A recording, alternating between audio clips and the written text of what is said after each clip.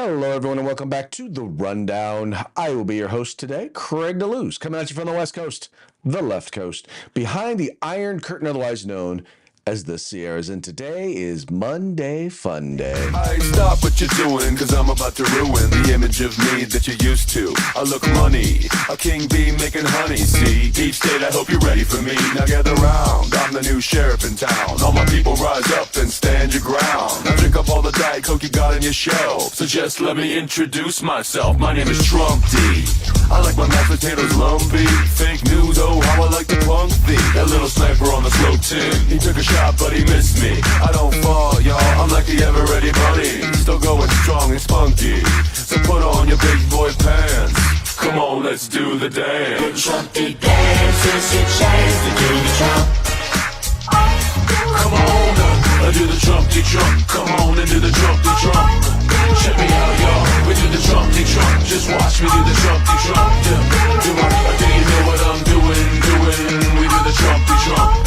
Come on, everybody do the Trumpy Trump. It's time to do the Trumpy Trump. Yeah. That's right, folks. We're having a good time here on Monday. We had an extended vacation last week. Well, I don't call it a vacation because I was working. I was in Salt Lake City, Utah at the Gun Rights Policy Conference 2025, put on by the Second Amendment Foundation. Had a good time. Got a chance to meet several of you out there. Had a chance to meet you, hang out with you, spend some time, talked a little policy, got some really good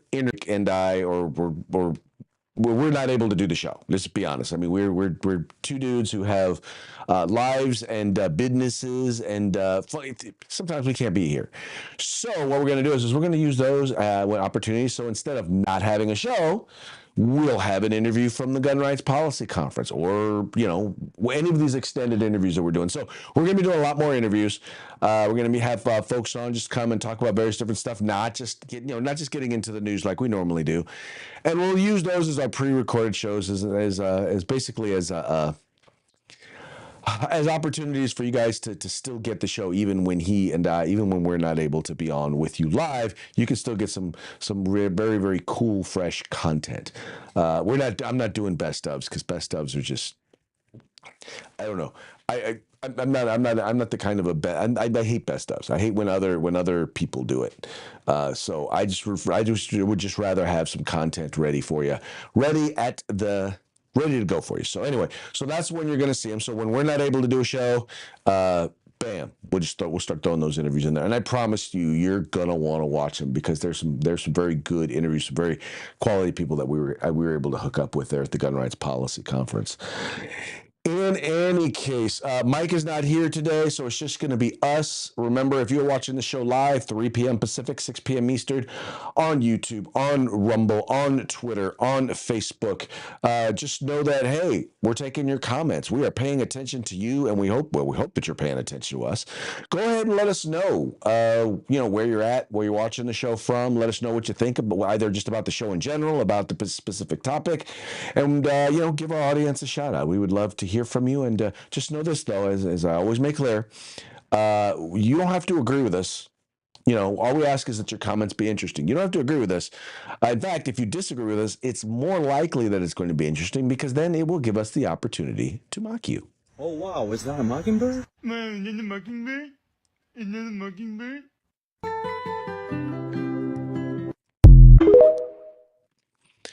Yeah, so it gives us an opportunity to mock you. And as Mike would say if he were here, we will mock you.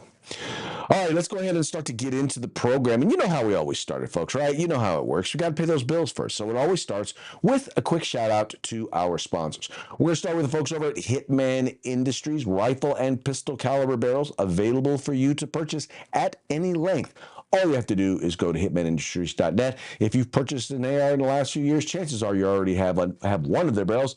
why not get more? So once again, if you're looking to do a brand new build or maybe just looking to rebarrel your old rifle, check out Hitman Industries. And then we've got the California Republican Assembly working to help elect conservatives at all level of government, from school board all the way up to President of the United States. Ronald Reagan once referred to CRA as the conscience of the Republican Party.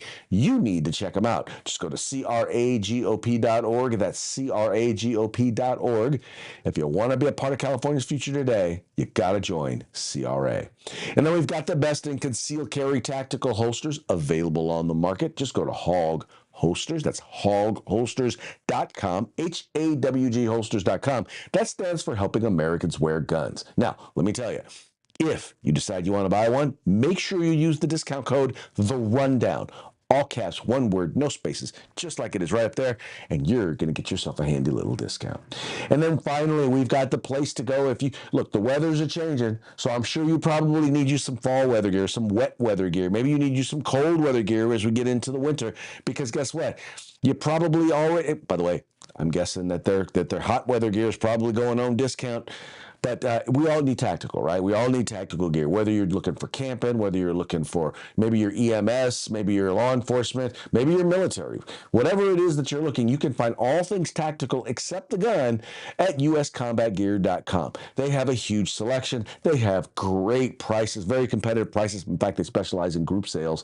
And they have the best customer service available on the market. So check them out today. That's uscombatgear.com.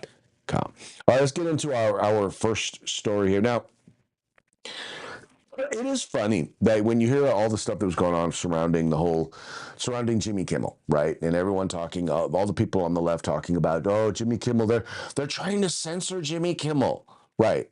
As if censorship does not already exist, as if censorship does not already take place, right? Well, you know it does, and I know it does, and then evidently they don't want to admit that it does, but evidently, the folks over at the Washington Free Beacon know that it happens as well, because guess what? They have written about it. Let me pull the story up right here. Oh, I just clicked on the wrong thing right there. Here we go. So this is a piece that's over at the Washington Free Beacon right now. It says how a government agency you've never heard of censored everyday Americans. It says here, October 7, 2020, a Twitter account by the name of No Drog Danarb issued a warning about the coming election. All conservatives vote in person. The account tweeted, tagging the official Twitter account of a Washington office of the Secretary of State. Don't trust the mail. Such posts were a dime a dozen in the lead up to the 2020 election, as concerns about the COVID pandemic fueled an unprecedented spike in mail-in voting. This tweet, though, caught the attention of the Department of Homeland Security's Cybersecurity and Infrastructure Security Agency, or CISA, whose remit includes election infrastructure. The agency had received an email from Washington Secretary of State's Communications Director, Kylie Zabel, flagging the post as potential misinformation. CISA had solicited such communication. Within 20 minutes, the agency had forwarded the complaint to Twitter. By 8 a.m. the next day, Twitter had taken the tweet down. The incident, which has not been previously reported, is one of many examples of government jawboning discussed in a new report on CISA by the Senate Committee on Commerce, Science, and Transportation. As early as 2018, the report reveals CISA was holding meetings with social media companies about alleged misinformation, both foreign and domestic, on their platforms. And in 2020, CISA directed state election officials to report false or misleading posts to the agency so that it could forward those reports to social media companies. a practice known as switchboarding. CISA never identified a statutory basis for these practices, according to the report. The most forthright defense of the agency's actions came from former CISA director Jen Easterly, who said in 2021 that, quote, the most critical infrastructure is our cognitive infrastructure. Continuing the quote, building that resilience that resilience to misinformation and disinformation, I think, is incredibly important, Easterly said. We're going to work with our partners on the private sector and throughout the rest of the government and at the department to continue to ensure that the American people have facts that they need to help protect our critical infrastructure. Titled The Mechanics of Government Censorship, How the Biden Administration Converted the Cybersecurity and Infrastructure Security Agency into the thought police, the report released Monday describes how a federal agency created with bipartisan support became the tool of progressive censorship. It comes as some Republicans have broken with the Trump administration over its perceived bullying of ABC News, warning that precedents set today could be used to stifle conservatives tomorrow. Quote, our report shows that the Biden administration used CISA to strong-arm social media companies into taking action against speech protected by the First Amendment, said Senator Ted Cruz, the chairman of the Senate Commerce Committee, who this month blasted the chairman of the Federal Communications Commission, Brendan Carr, for threatening to revoke ABC's broadcast license over comments Jimmy Kimmel made about the assassination of Charlie Kirk.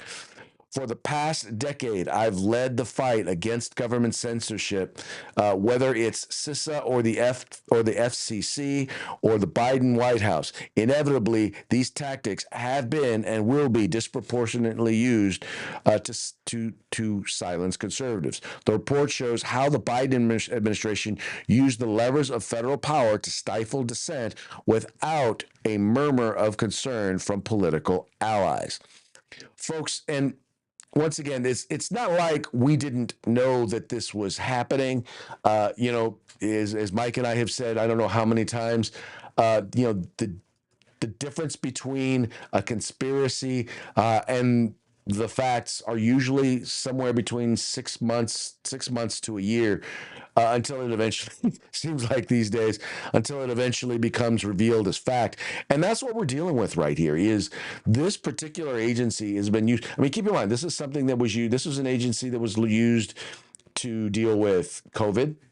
All of the things surrounding COVID, whether it was the efficacy of therapeutics, whether it was the dangers or potential dangers, or the lack of understanding of the dangers relating to the vaccine, whether it was 6 feet, whether or not you could be outside, what about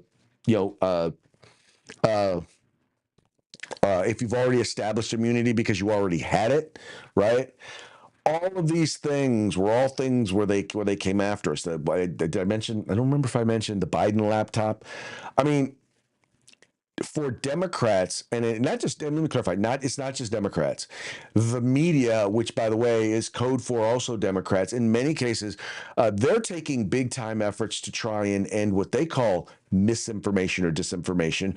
But usually what that is, it's information that they disagree with. If the Biden administration did not tell them that it was thumbs up, that, oh yeah, if the Biden administration told them it was bad info, then they believed it. They didn't even bother to do the research in many cases themselves.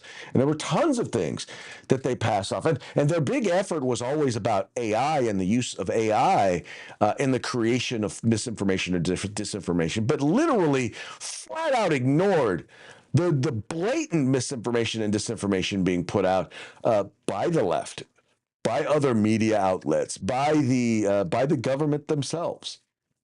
I mean, it was, anyway. They went out of their way, and in these particular cases, they shut down accounts of folks who didn't fall in line. Now, interesting story. According to Google, at least there was a report in the New York Post that people who had their social media accounts shut down over COVID disinformation were supposed to be getting their channels back or getting their access back. You might know we lost our channel. That's right. We had a separate channel where I know we're on YouTube now, but we're on through some of our sponsors. They carry our show at their own risk, but they carry our show. Folks like CRA carries the program, 2A News carries the program. So it's on YouTube in various different areas. But we had a rundown, just one specifically, a channel specifically dedicated to the rundown, and we got our channel snatched. And the funny part about it was that the majority of the videos that caused us to get our thing snatched were almost, if not, they were almost or over a year old, right? And they were all over either election or COVID or medical. They don't ever actually tell you it's COVID. They call it medical disinformation. The straw that broke the camel's back. The straw that broke the camel's back in our case was Mikey P saying COVID with a K is fake. And the reason why I know that was the case was because it said that we got dinged for medical misinformation, and that was the only thing medical we talked about on the show. That was the only reference to anything medical on the entire program. I've gone back because we do run it on multiple platforms. I had the opportunity to go back and check it out and look. And that was the only thing we talked about. And yet they snatched our channel. So yes, and a lot of this once again was being done. Keep in mind the social media companies, and I think Mark Zuckerberg kind of made this case. He's like, look, we were getting a lot of pressure from the federal government because otherwise we were going to be investigated. And in some cases where they were fighting like serious censorship in other countries, they needed the US government to be on their side. And so in order to deal with them, they capitulated. So the government used its weight to force these folks to censor. So I get it. I get what you're saying. You're like, well, these are private businesses. Some folks say that. They're like, wait a minute, these are private businesses. Why? They can have on whatever they want. But when you are pressured by the government to censor, to remove content, or to even to provide content, that business is no longer doing it of their own free will. It's the government power that's being used to promote it, that's being used to silence people in this case. And an organization that was actually created supposedly to stop, in particular, folks from like Russia or China who are flooding social media with fake news, and they have been doing it for years, and they continue to do it to this day. There are farms that are out there doing it, and by the way, there are Ukrainian groups doing it as well. There are people from India doing it. Once again, they're seeking to meddle in our affairs by messing with our communications, and chief amongst that is social media. So it's happening, and so that's why they created this agency. But then you had the Biden administration take that agency, take the tools that existed to help that agency fight that very legitimate cause, and they then wound up using it to undermine free speech in America. And I know that probably nothing is going to happen. I wish it would happen, but one, we need to know that it happened, and we need not just for folks like the Washington Free Beacon to be talking about this. We need the New York Times to be talking about this, because here's my message to you, New York Times. What happens when you get shut? What happens when the Trump administration decides, you know what, we're going to just shut down all access the New York Times has to any social media or any of these platforms because we don't like what the New York Times says? How are you going to feel about that, New York Times? I know what you're going to do. You're going to lose your minds. You're going to talk about censorship, and you're going to completely and utterly ignore the fact that at the behest of the government, Donald Trump lost access to all the social media accounts he had. He lost so much the ability to communicate. He actually had to start up his own thing, Truth Social. Anyway, so don't tell me y'all on the left are against censorship. You're just against the censorship of your people, of your views. For one, I'd rather give everybody an opportunity to communicate in the free market. That's That's my attitude. And by the way, if you want to know where ideas like that come from, well, places like California is kind of the home of this sort of dribble. Here in the state of California, we have our own bill being proposed that would do, in fact, just that. California's Ministry of Truth, SB 771, is Gavin Newsom's and Democrats' plan to ban speech they hate. This is by Katie Grimes. She's the editor of the California Globe. I've known Katie for decades. I knew her when she was a blogger known as Fetching Jen. Anyway, so Katie, if you're listening, just know, shout out to Fetching Jen. Anyway, California Governor Gavin Newsom and Democrats in the legislature claim they want to regulate social media over hate speech. Senate Bill 771 by Senator Henry Stern claims this is about, quote, personal rights, liability, social media platforms. SB 771 is an anti-free speech bill, comes entirely from California Democrats, and is designed to silence opposing opinions. The bill is not about monitoring speech. It is about banning speech Democrats hate. This isn't California Democrats' first rodeo. In 2018, Democrat California lawmakers pushed legislation to create jackboot agents of government through a, quote, fake news advisory council, an Orwellian, quote, ministry of truth for the news they don't like. I reported, quote, after having my Capitol Press credential revoked in 2015 and only reissuing after an open records request of 10 years of press credential applications and viable threats of a First Amendment lawsuit, it appears Democrats in the California legislature still don't believe in making no law abridging the freedom of speech or of the press. This obviously stands today, 10 years later. But wait, there's more. In April of 2022, the Biden administration announced it had created the Disinformation Governance Board, its own Ministry of Truth, and part of the Department of Homeland Security. Americans from all walks of life were horrified. Fortunately for the potential enemies of the state, the board's executive director and disinformation czar, Nina Jackowitz, had already beclowned herself in videos that went viral demonstrating her stunning bias and partisanship. Within 3 weeks, the Biden Disinformation Governance Board was shut down, and many Americans heaved a sigh of relief, but not California Democrats. The Assembly floor analysis lays open the crux of the Democrats' SB 771. In 2022, after Elon Musk took over X, the platform formerly known as Twitter, he rolled back its content moderation policies. That means they stopped shadow banning conservatives. Rates That, by the way, that was not in the analysis. That was her analysis. Anyway, and it's quite true, to be honest. Anyway, rates of hate speech on the platform, including posts containing homophobic, transphobic, and racial slurs, spiked by about 50% shortly thereafter.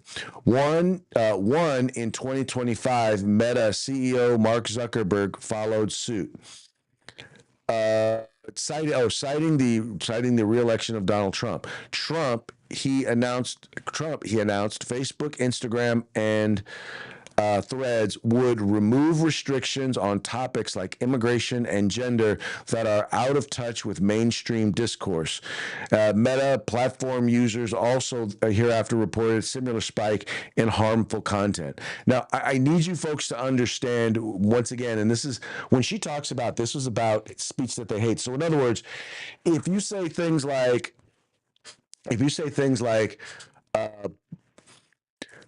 blacks are more likely to commit crimes against other blacks. In other words, most blacks are killed by other blacks. That would be considered hate speech, even though it's true.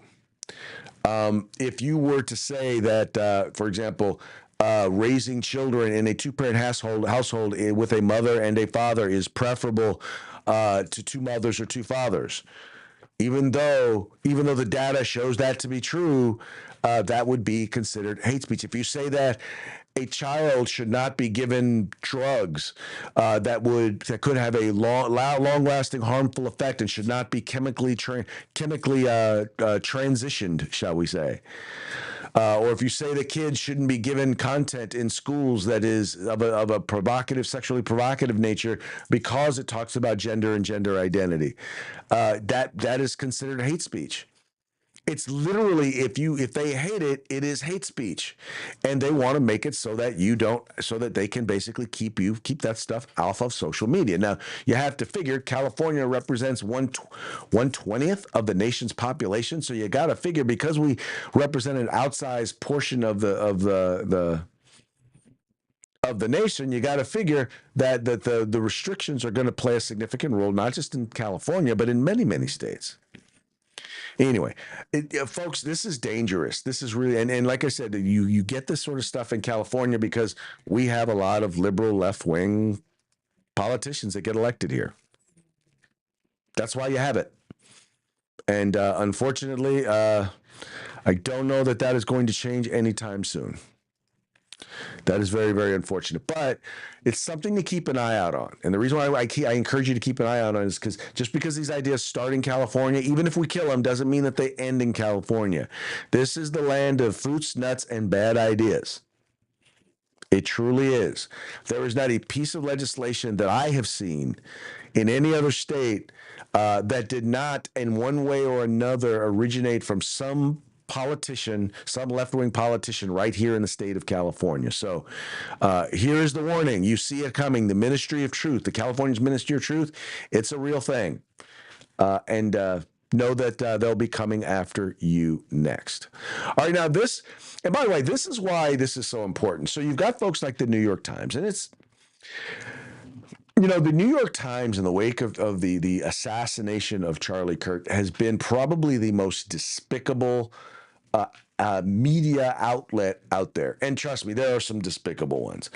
But they are an entity that has gone literally full bore 120% anti-Charlie Kirk. Not only in not being willing, not only in not honoring him as someone who had a tremendous impact, not just on the United States, but on the world. And if you want to know how big of an impact he had, just realize the fact that 200,000 people showed up to his memorial service. Let me say that again. 200 people showed up. Now, I know what you're saying. The stadium wasn't that big. Yeah, only 80,000 could get in. The other 120,000 were all out there on the outside.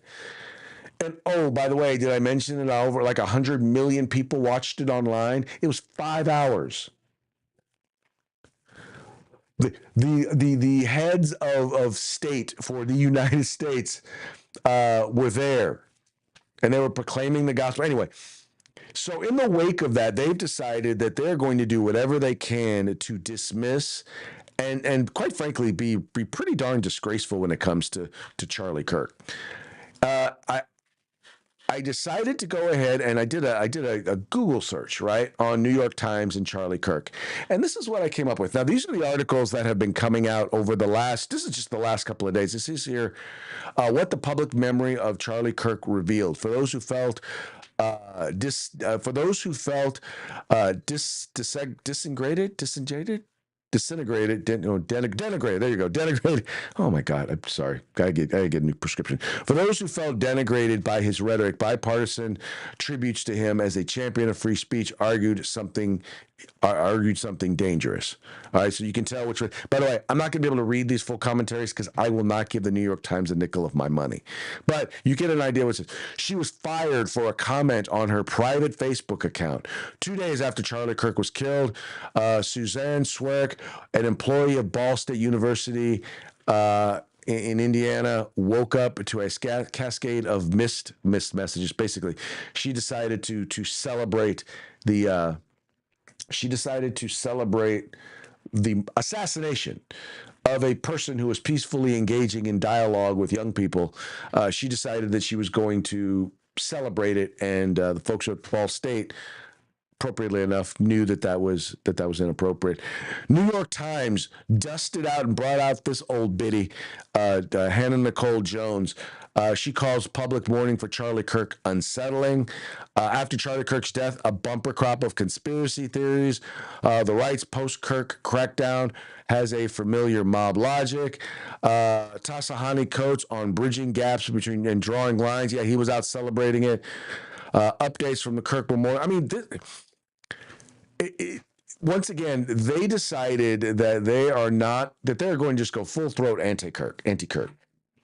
Now, do I believe that the New York Times should be censored for that? No. Do I believe that they should, be removed from Twitter or Facebook or anything like that for that? No. But they reveal exactly who they are. They do. They are an organization that is not worthy of any reasonable, any morally minded person. They're not worthy of any of your money. Don't give them a nickel. Don't give them a dime. There's no need to subscribe to them because they are a part of the culture that is killing America.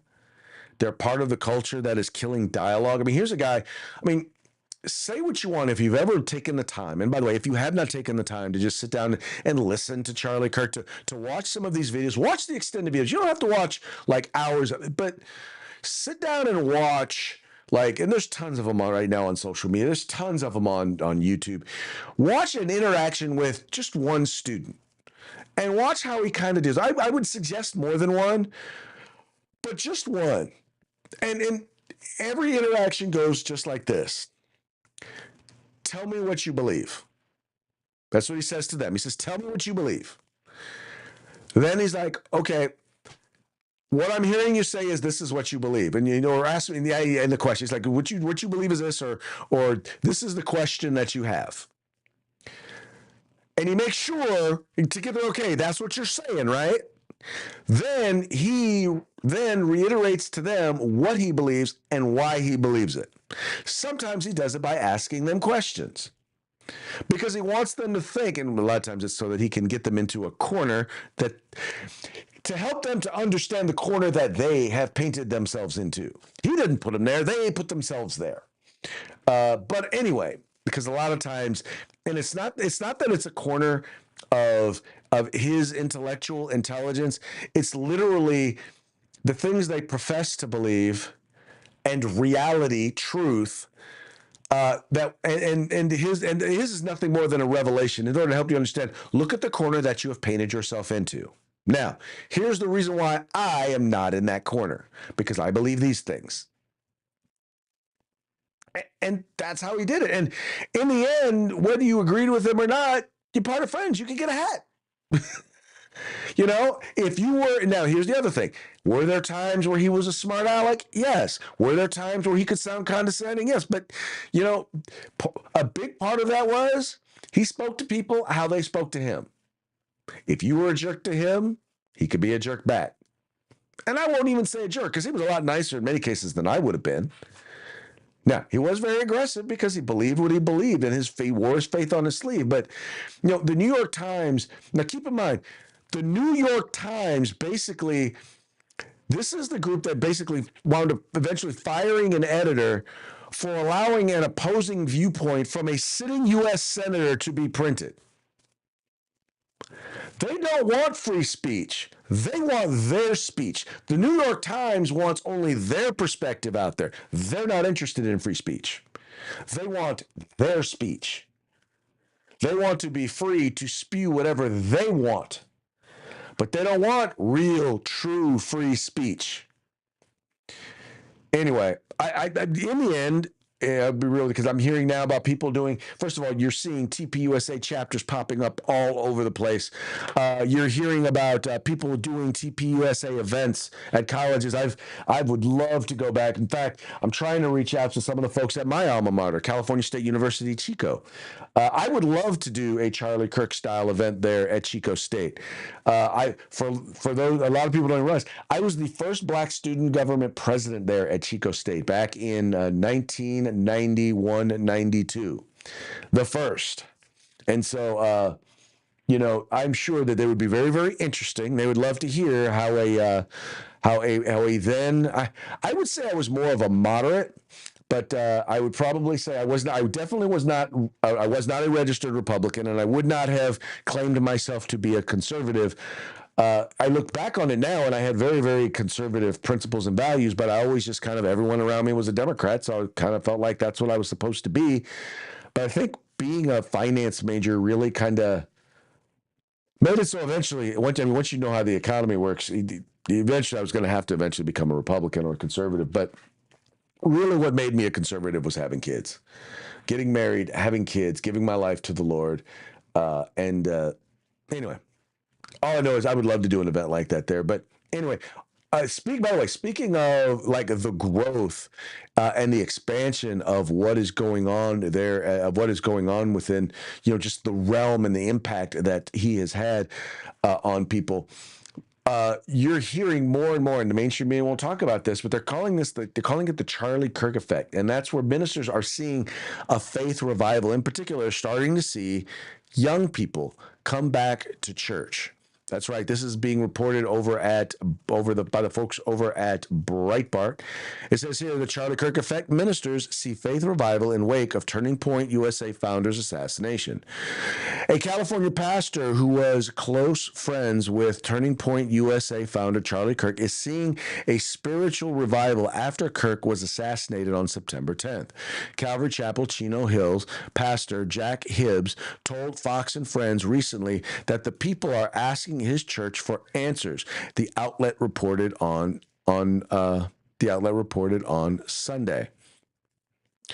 People are coming to us and they are saying, I want to know the meaning of life, the purpose, why am I here? Life, the purpose, why am I here? Oh, here we go. Bam.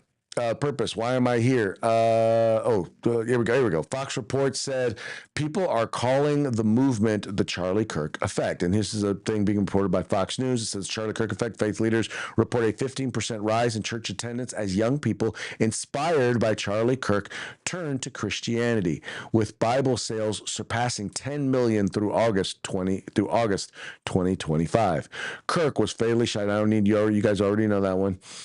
In addition, Matt Zurison of Newman Ministry, which supports numerous campus ministries, said some schools have reported a 15% increase in young people attending Mass.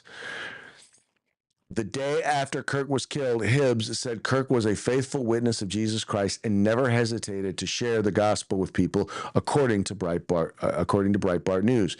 He stated, I have had the honor of knowing Charlie Kirk well and personally for many years now. I cannot express how incredibly proud I have been of his faithful Christian witness and the way he has honored the Lord Jesus Christ with his life.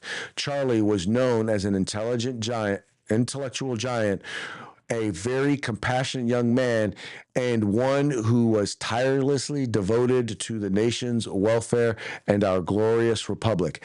I am humbled and blessed to have played a small role in Charlie's discipleship, and I know nothing was more important to Charlie than knowing Jesus Christ. And it's that sort of faith and here's the thing, folks. It wasn't just that he had faith. It was the fact that he died for his faith. I mean, I need y'all to really understand that.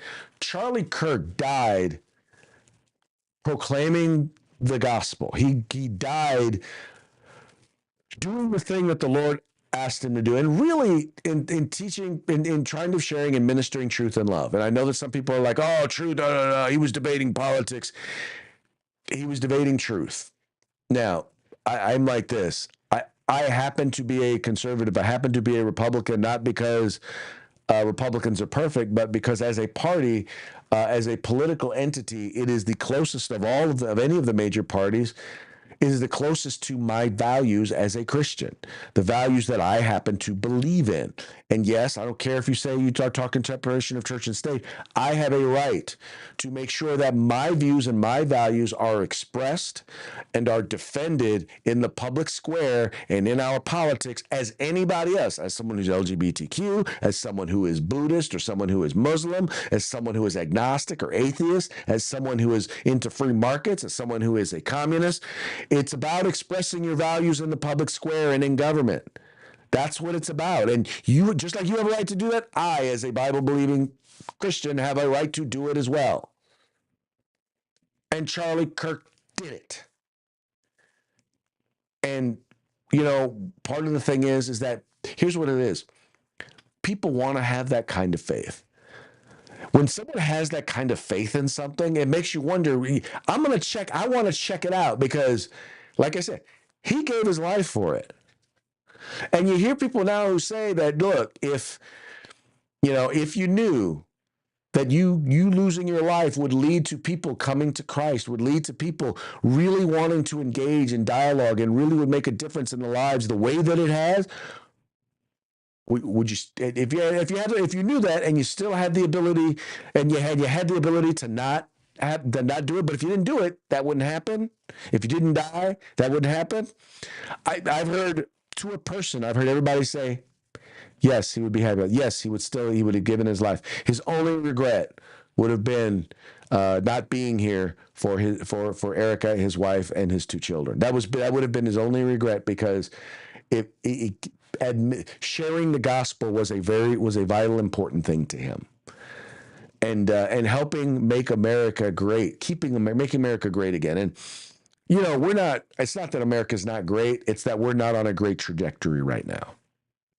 And you talk about turning point, this incident, this tragedy, this could be, in fact, that turning point in America, because, and I think that's what the in terms of when they're reporting about the people going to church, I think that's exactly what they're talking about. You're seeing now a turning point, and people are starting to come back to common sense. They're starting to come back to God and godly wisdom and principles. And I just want to say hats off to Charlie Kirk. We once again, we are still continuing to pray for him and pray for his family and pray that his vision will continue to come to pass here in these United States and quite frankly around the world. All right, folks, and that now brings us to our parting shots. Parting shots are brought to you by Hog Holsters. Just go to hogholsters.com. Use the discount code The Rundown, all caps, no spaces, one word. Get your hog holster today. All right, this first one here I wanted to share this one real quick because Charlie Kirk was really into debate. But one thing I've come to Charlie, the one thing that this particular speaker says, Democrats are not really interested in debate. They're not. And that's why they hate Charlie Kirk so much, because while he was open to debate and discussion, their whole goal is just to try and shut you up. And this is a tactic that they were talking about. Okay, I don't know why the video is not playing, but it is not playing. So hold on a second here. Let me come back to me. We're going to pull that over. I'm going to try this one more time, and that's the reason why it's not playing. It might help if I actually just opened it up to play the whole video.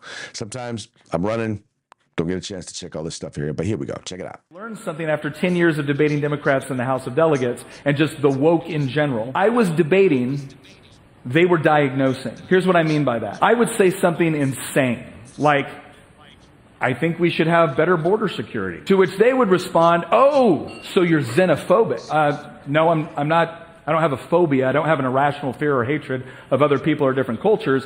I just think that when you mass import millions of people from a culture with different legal and social traditions, it's not the best recipe for social cohesion.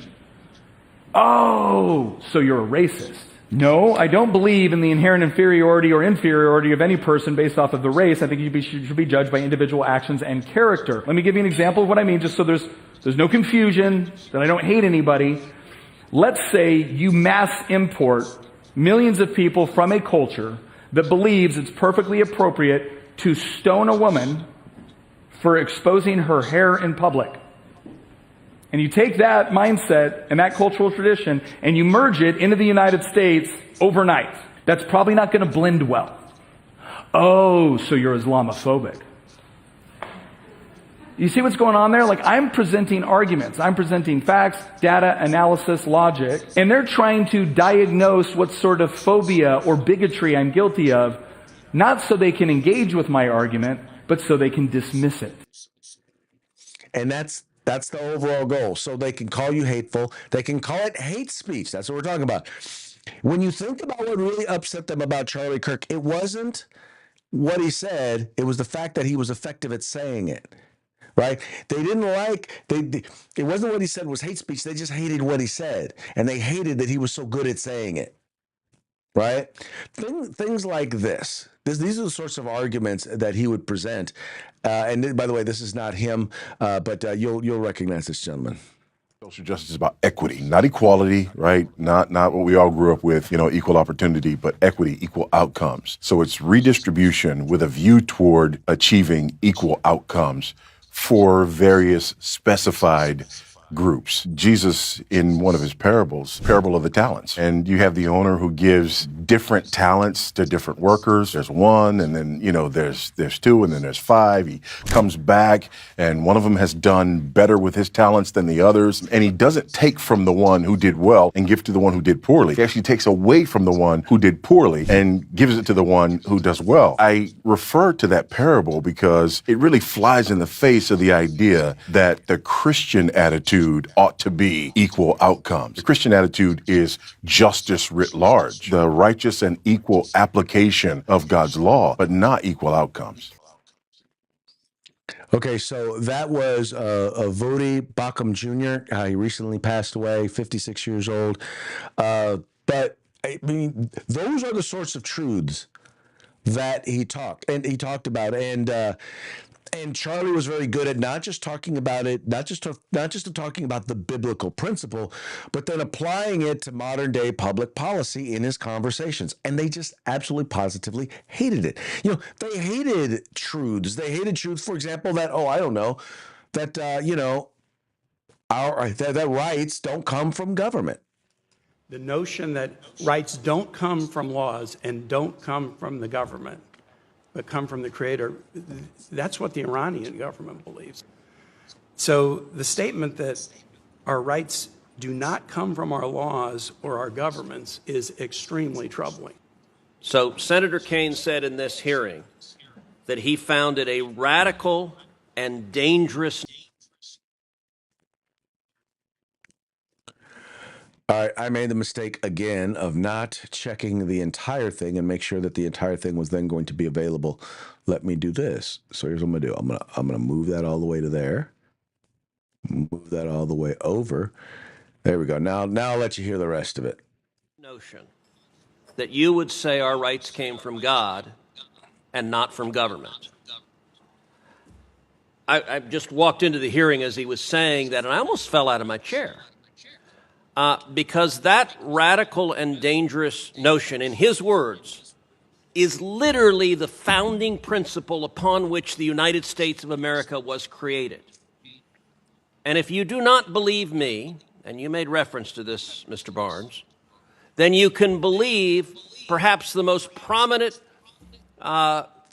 Virginian to ever serve, Thomas Jefferson, who wrote in the Declaration of Independence, "We hold these truths to be self-evident, that all men are created equal, and that they are endowed by their Creator, not by government, not by the Democratic National Committee, but by God." Yeah, see, they don't like truths like that. Like when you, read from the Constitution or you read from the Declaration of Independence. That's a truth that they just don't like. Instead, they have their own form of logic. And as I like to call it, many of us call it liberal logic. And I got to say, I have always been amazed is not the proper term. I've always been entertained by these guerrilla videos and, the AI guerrilla videos, and this one on liberal logic, just it tickled me so. I just thought that you would love to hear some liberal logic. Liberal logic is, I can't have an opinion on abortion because I don't have a uterus, but I can still be a woman without one. Liberal logic is, you're too young to buy a beer at 17, but old enough to change your gender at 7?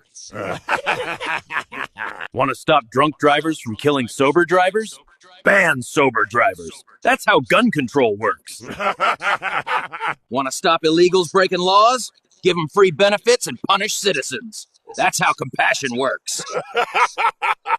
Want to stop kids from failing school?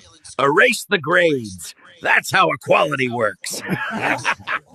Yeah, there's more of those. But anyway, that was a lot of fun. But by the way, whether you found those to be funny or not, that is pretty much their public policy solutions. In any case, folks, it's about time to wrap it up. Before we go, let's give a quick shout out to our sponsors, Hitman Industries. Find them at hitmanindustries.net. Rifle and pistol caliber barrels available for you to purchase. We've got the California Republican Assembly, the conscience of the Republican Party at cragop.org. And then we've got the Hog Holsters, the best in concealed carry tactical holsters, available on the market at hogholsters.com. That's HAWGholsters.com, helping Americans wear guns. And then finally, you've got the place where you can find all things tactical except the gun. That would be uscombatgear.com. And with that, Monday Fun Day is a wrap. We will holler at you tomorrow. Peace out.